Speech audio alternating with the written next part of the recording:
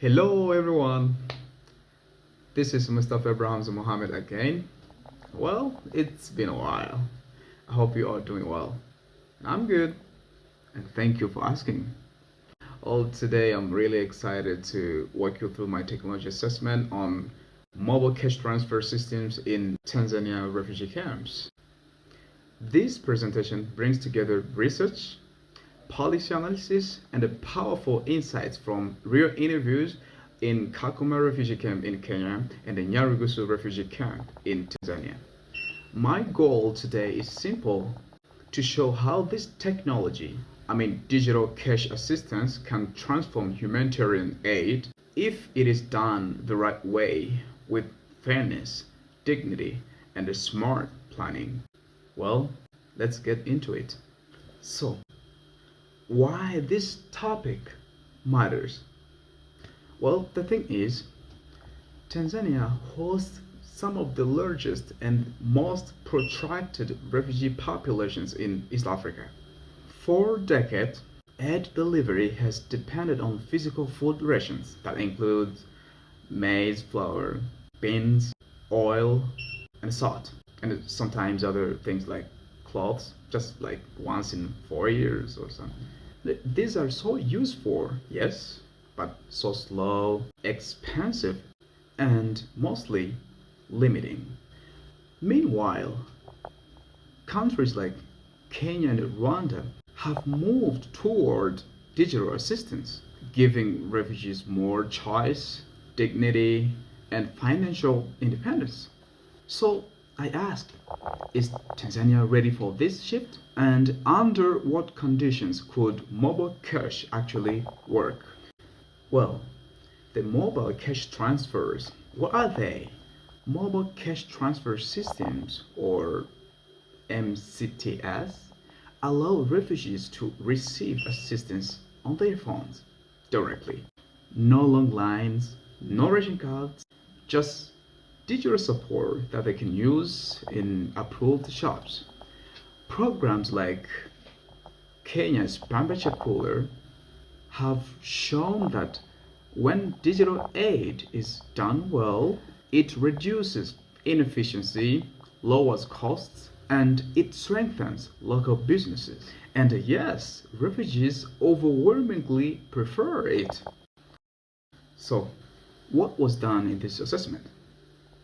What I did in this assessment, I combined academic literature, United Nations and World Food Program policy document, telecommunications regulations, and first-hand interviews with Enoch from Kenya and Sam from Tanzania.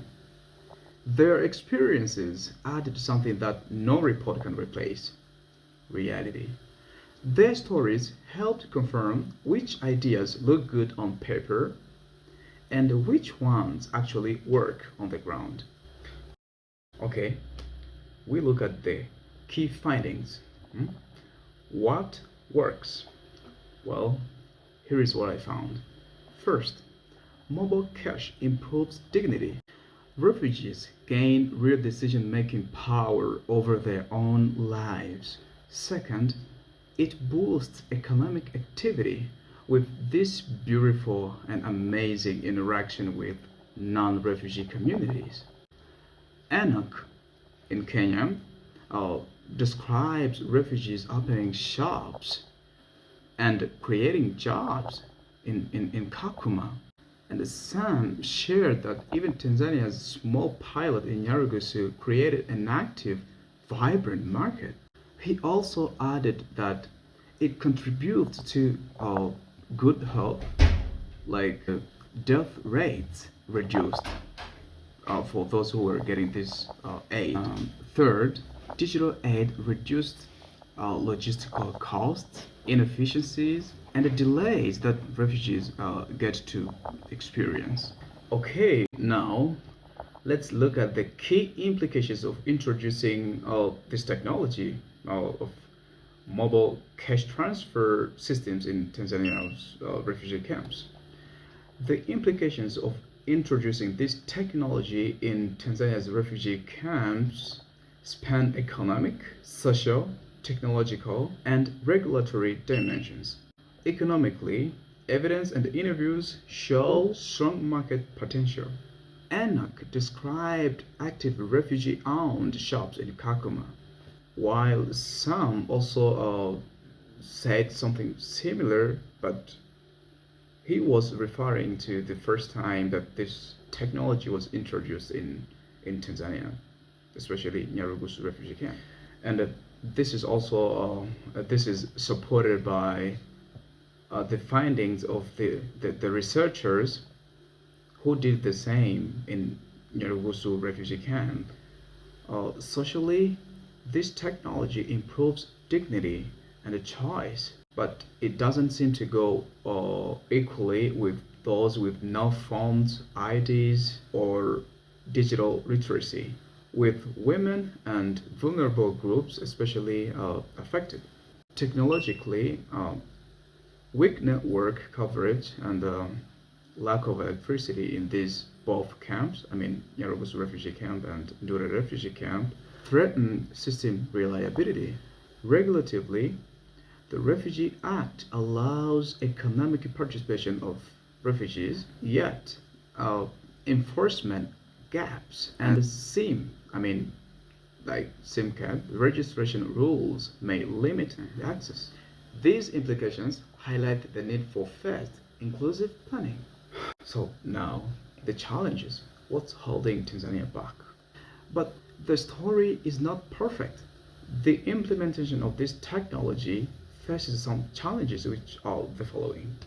Number one, poor network coverage and lack of electricity.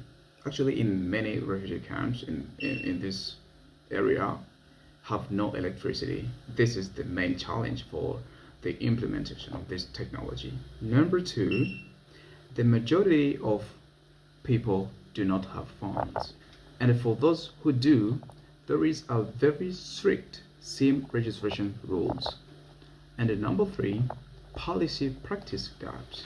The Tanzania Refugee Act of 1998 technically gives rights to refugees of work and engage in business. But some explained that these rights rarely exist in practice. Actually, all the things or almost many things that are in the Refugee Act are not happening. So the digital cash risks excluding the very people it aims to help unless systems are improved. Okay, stakeholders. Several groups matter here: refugees, host communities, telecom companies, United Nations High Commissioner for Refugees, that is UNHCR, World Food Programme, government ministries, NGOs, donors, and local traders.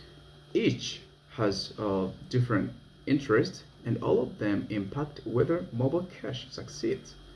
In this whole technology, one clear lesson from the interviews is this: collaboration is everything. Kenya succeeded because government, telecom companies, and humanitarian agencies worked together from day one. Alright, policy options. Based on everything I learned, I presented 4 policy options. 1. Keep in-kind aid, but not the same type always. And also run small digital pilots. 2. Adopt a hybrid system combining mobile cash with food aid. And 3. Scale mobile cash nationally with a strong oversight framework. And 4. Strengthen enforcement of Tanzania's existing refugee rights, especially the rights to work and conduct business. Each option has strengths and risks. The role of technology assessment is not to choose, but to help decision makers see the landscape clearly. So, what's the most realistic path? From the evidence and the interview, the most realistic option is a fast hybrid approach. Why? Because it protects the food security while slowly building the legal and digital systems needed for success. This approach only expands when markets are ready, telecom networks improve, and when refugees have digital literacy and ID access required to participate safely. Well, now, in the end, as a summing up, um, final takeaway. Here is the heart of it. Mobile cash transfers are not just a technology, they are a shift in power, dignity, and opportunity. If Tanzania strengthens its regulatory systems, improve the infrastructure, and include the refugees and hostile communities in decision making, this technology of mobile cash transfer systems can transform the humanitarian assistance. The potential is real, but it requires thoughtful action. So, thank you for engaging with this presentation. I hope the findings and insights offered a clear understanding of this technology. I now welcome reflections, questions, or clarifications you may have, as well as the additions. Thank you very much. Ciao.